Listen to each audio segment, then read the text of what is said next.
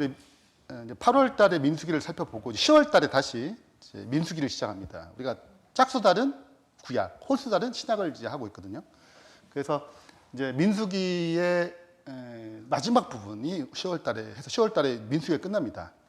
근데 민수기 오늘 다룰 내용 중에 하나가 이제 28장부터 30장까지의 큰 흐름 가운데 오늘 시간에 맞는, 정한 시간에 맞는 제사가 무엇인지를 살펴보는 내용이에요. 오늘 말씀 묵상 본문이.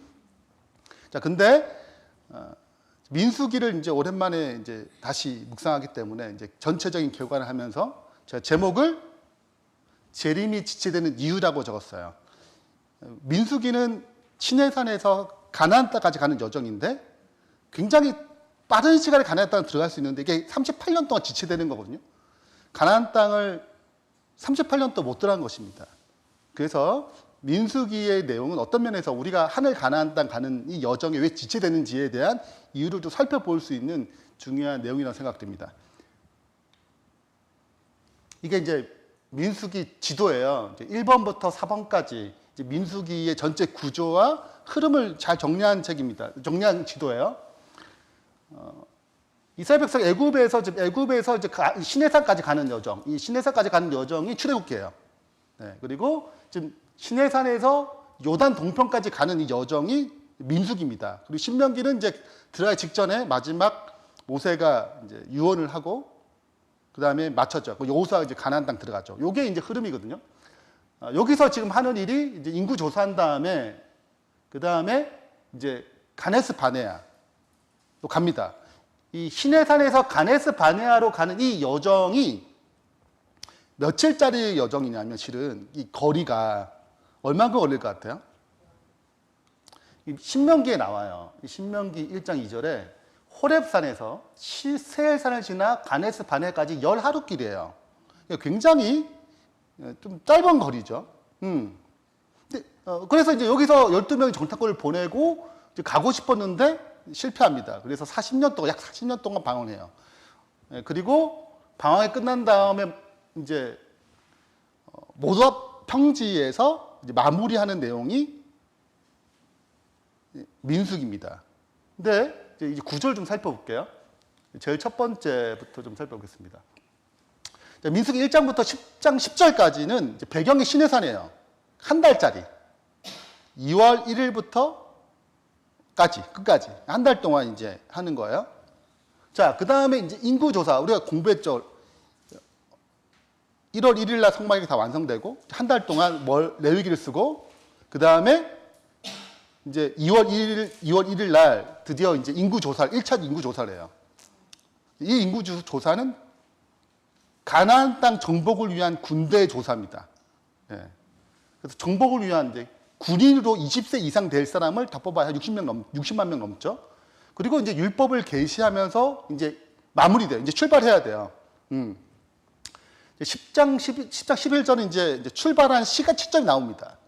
그 시점부터 네.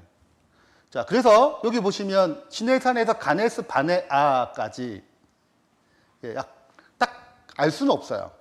왜냐하면 이제 200만 명 움직이는 거기 때문에 길은 11개지만 여기 머무는 시간까지 포함하게 되면 한 몇 개월 정도 걸렸을 거라고 추정하는 것입니다. 근데 우리가 다 아시다시피 때 뭐 하는 거예요? 가네스 바네아 앞에 12명 정탐꾼을 보냈는데 아시다시피 10명은 반대를 하고 2명은 이제 오케이를 해가지고 들어가길 바랬지만 이스라엘 백성 전체가 10명의 정탐꾼의 말을 따르면서 이제 실패합니다. 불순종, 불신앙에 빠지죠. 다 아시다시피. 그래서 너희가 원하는 대로 거기 머무는 시간은 40일이에요. 그러니까 40년. 이게 연일법칙 여기서 처음 나옵니다.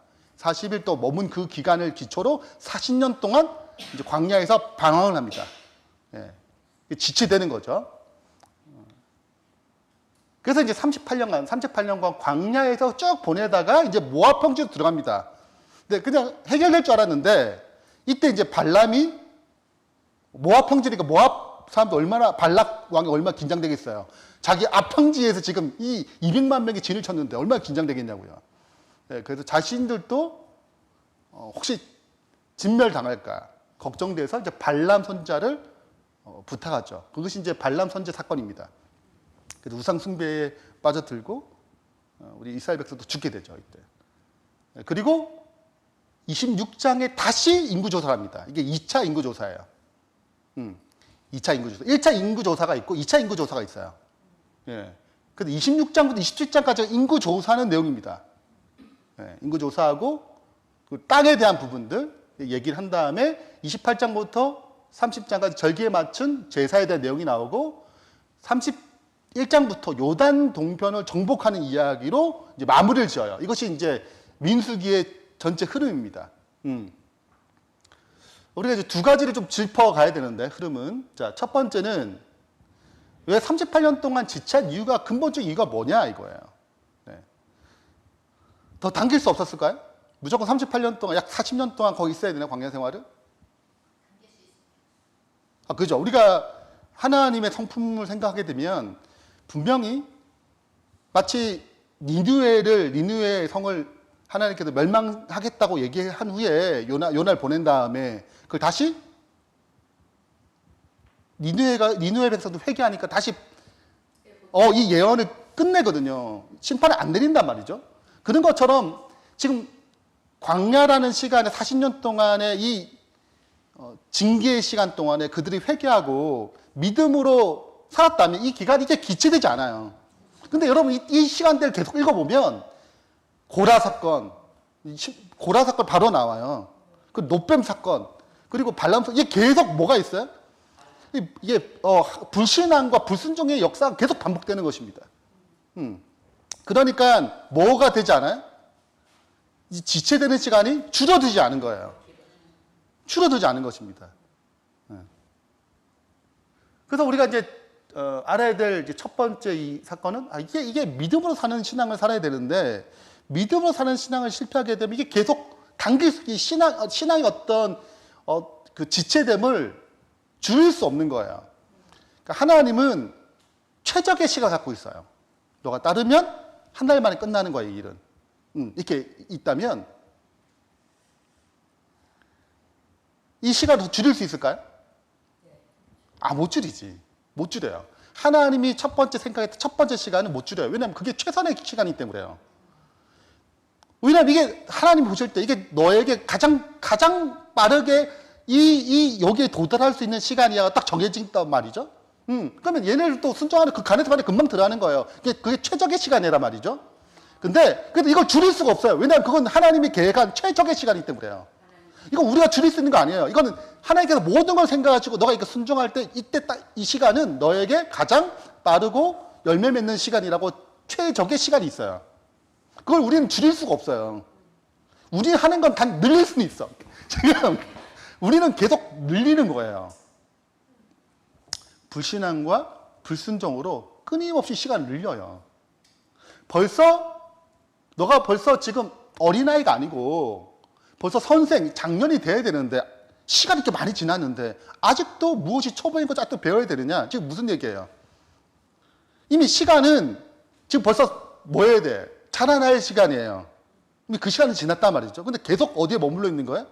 그러니까 어린아이로 머물러 있다는 거죠. 그럼 이 말은 무슨 말이에요? 우리는 계속 끊임없이 지체할 수 있어요. 하나님의 성장의 흐름을 우리는 불순종과 불신앙으로 끊임없이 지체 만들어요. 그래서 배워야 될 게 있는 게 뭐냐면 믿음으로 어떻게 사는 것인지 배워야 돼요.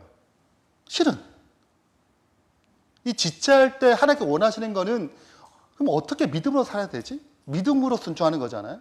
우리의 순종이. 그걸 어떻게 우리가 이 경험을 할 것인지. 그래야 성장하거든요.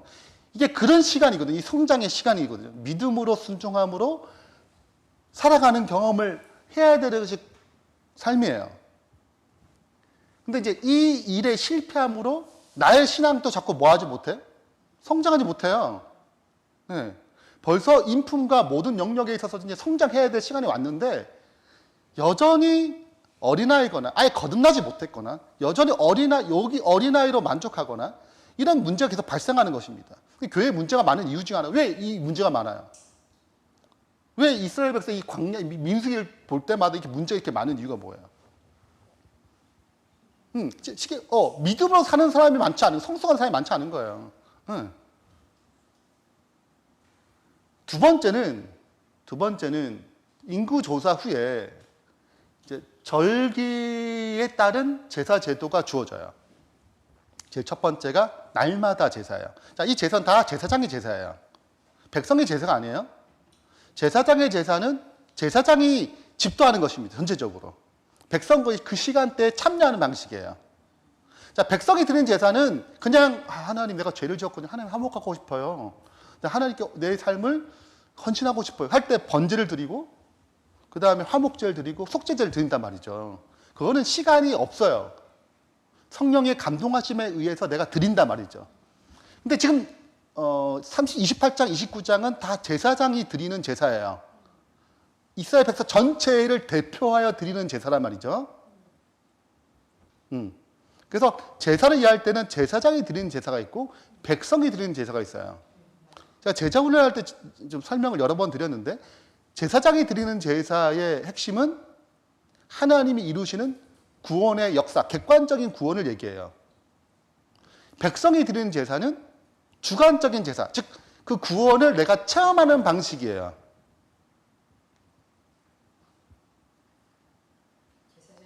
제사장이 드리는 제사는 하나님이 구원을 이끌어 가시는 방식입니다. 네.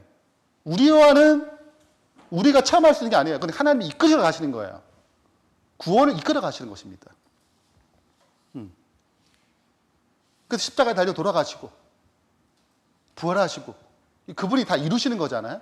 그분이 이끌어 가실 때 구원의 역사 이루어 가시는 것입니다. 이걸 객관적인 구원, 하나님이 만드시는 구원의 역사예요. 이것을 내가 받아들였어. 내가 죄인이네. 나도 하나님께 더 깊은 헌신을 하고 싶어 하면 재물을 가지고 누가 하는 거예요? 하나님께 나아가는 것입니다. 이게 백성이 드리는 제사예요. 그 구원을 내가 체험했을 때 하는 반응, 이게 백성이 드리는 제사입니다. 그러니까 이런 제사를 볼 때 이거는 다 제사장이 드리는 제사예요. 이걸 드리면서 뭘 바라는 거냐면 세대가 바뀌었잖아요. 1세대에서 2세대로 바뀌었잖아요. 바로 군대 조사하는 거거든요. 근데 바로 31장 넘어가지 않아요. 미디안 정복해야지. 그렇게 넘어가지 않고 뭐가 있는 거예요? 제사를 다시 설명하는 것입니다. 이 중간에 들어간 이유가 뭐예요? 이 새로운 세대가, 새로운 인구조사, 이 사람들이 20세 이상, 이 광야에서 태어난 사람들이에요. 1세대들은 출애굽 백성이에요. 홍해를 건넜고 신내산에 하나님의 율법을 받고 레위기 1장의 제사제를 다 들었던 사람들이에요. 근데 다 죽었잖아요. 20세 이상 이후 다 죽었어요. 이 불순종으로 말미암아 다 죽었단 말이죠. 세대가 바뀌었어요. 대부분의 이 사람들은 어디서 태어난 사람들이에요? 광야에서 태어난 사람들이에요. 네. 벌써 광야 38년이나 지냈잖아요. 광야 세대예요, 대부분. 여호수아 갈렙과 연관되어 있는 그 계열을 제외하고는 다 체인지가 됐습니다. 그러니까 시내산이 뭔지 모르는 가능성이 굉장히 많은 사람들이에요. 네. 물론 거기서 20세 이상 아닌 사람들은 넣을 수 있지만 근데 기본적으로 어린 사람들이에요. 네. 그래서 우리가 이제 생각할 때 이제 세대가 교체가 됐고 이 세대가 교체된 사람들이 하나님께 다시 한번 많은 걸 설명할 수 있잖아요. 근데 뭘 집중한 거예요? 제사 제도입니다. 네. 그래서 이들이 다시 한번 끊임없이 제사를 통하여 하나님과 교통하고 내 죄를 어떻게 해결해야 되고 어떻게 하나님 가까이 갈 수 있는지에 대한 가장 첫 번째 기별이 28장, 29장 제사 제도예요. 그래서 이제 구속의 역사잖아. 이 시간대에 맞추는 거. 이것을 너희가 기억하고 너희가 이렇게 체험하는 방식으로 가장 먼저 이 새로운 세대가 제사를 통해 하나님 앞에 다시 세워져야 함을 알려주기 위해서 구속 역사를 설명하는 것입니다. 제사제를 설명하는 거예요. 그 다음에 서원은 이번 주 안식일 날 제가 이제 설교를 하겠지만 서원은 자발적 제사예요. 어떤 법칙도 어떤 규칙도 없습니다. 그러니까 내가 하나님 너무 감사하네. 하고 자발적으로 그 사랑에 반응하여 드리는 약속을 서원이라고 그래요. 이 서원에 대한 개념이 나옵니다. 그리고 서원을 했는데 이게 문제가 감정적으로 하거나 야 그냥 이렇게 저지르는 약간 좀 문제가 있는 서원이 있어요. 그거를 어떻게 보통 소원은 하면 지켜야 되거든요. 책임성이 있어요. 하나님과 두 사이의 서약이기 때문에 지켜야 되는데 부모의 자녀이거나 남편의 아내인 경우에는 남편이 얘기해야 되잖아요. 재산 절반을 바치고 싶어. 근데 너 미쳤어? 이렇게 하면 안 되는 거잖아. 그러니까 서원대로 안 할 수 있도록 보호하는 장치가 30장이 나옵니다. 그게 이제 서원의 내용이에요. 자, 그렇게 해서 더 깊은 사랑의 초대, 이것이 이제 28장 30장의 내용입니다. 그리고 전쟁에 나가요. 31장. 이렇게 해서 큰 흐름 가운데 여러분이 이 민수기의 내용을 좀 이해하시면 민수기 묵상할 때 크게 도움이 되지 않을까 생각이 됩니다. 질문 있으세요?